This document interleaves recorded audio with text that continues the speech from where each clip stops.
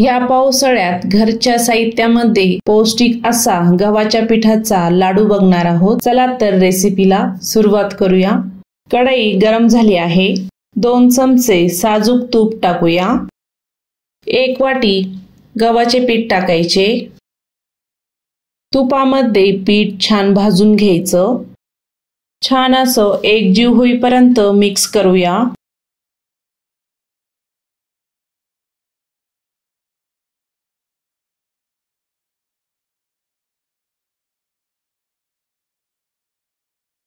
अजून 2 चमचे साजूक तूप टाकूया। आपल्या अंदाजानुसार तूप टाकायचं। छान मिक्स करूया। कढाई मी इथे दुसरी घेतली आहे। स्टीलच्या कढाईमध्ये पीठ करपत होते, त्यामुळे कढाई जाडबुडाची घ्यायची। तुपामध्ये पीठ छान भाजून झाले। पिठाचा वास यायला सुरुवात झाली की समजायचे पीठ छान भाजले गेले। मिश्रण इथे छान भाजले आहे। एका ताटामध्ये काढूया। मिश्रण छान थंड होऊ द्यायचं। तोपर्यंत 1 वाटी किसलेले खोबरं भाजून घेऊया। खोबऱ्यामुळे लाडूला खूप छान चव येते। छान खमंग खोबरं भाजायचं। भाजलेलं खोबरं ताटामध्ये काढूया।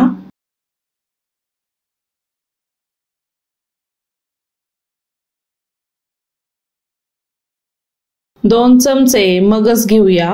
1 चमचा खसखस घेतली आहे। 1 मिनिटभर छान भाजून घ्यायची। भाजलेली खसखस आणि मगज एका ताटामध्ये काढूया। कढईमध्ये 1 चमचा साजूक तूप टाकायचे। 2 चमचे रवा टाकूया। रवा छान भाजून घ्यायचा। रव्यामुळे लाडूला छान कुरकुरीतपणा येतो। 2 चमचे बेसन पीठ टाकूया। बेसन पीठ छान भाजून घ्यायचं। बेसन पिठामुळे लाडूला छान चव येते। बेसन पीठ रवा छान लालसर होईपर्यंत भाजायचा। एका ताटामध्ये काढूया। पुन्हा एकदा 1 चमचा तूप टाकायचे। थोडीशी बदाम टाकायची। थोडेसे काजू टाकायचे। तुपामध्ये छान भाजून घ्यायचे। कमी गॅसवर 1 मिनिटभर छान भाजूया।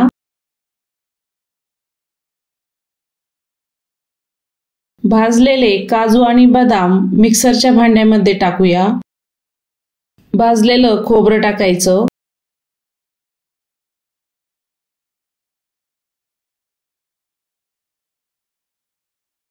मगज टाकूया। झाकण लावून मिक्सरमधून बारीक फिरवून घेऊया। अशी पावडर तयार करायची। 1 चमचा कढईमध्ये तूप टाकूया।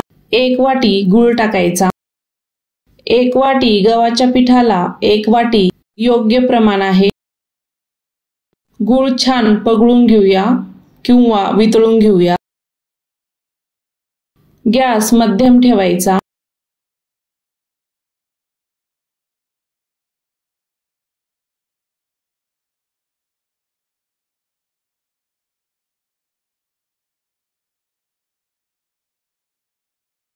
गूळ छान वितळला आहे। मिश्रण आपले इथे थंड झाले आहे।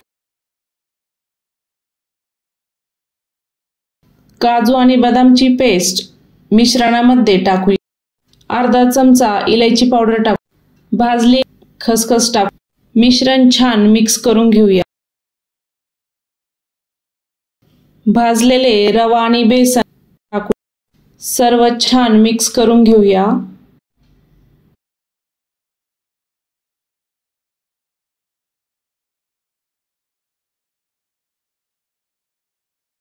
मिश्रण छान मिक्स झाले आहे। गुळाचा पाक मिश्रणामध्ये ओतूया। गूळ वितळून घ्यायचा आहे।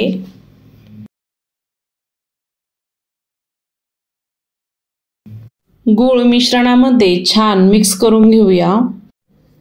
असं एकजीव करायचं। गरम असल्यामुळे चमच्याने मिक्स करायचं।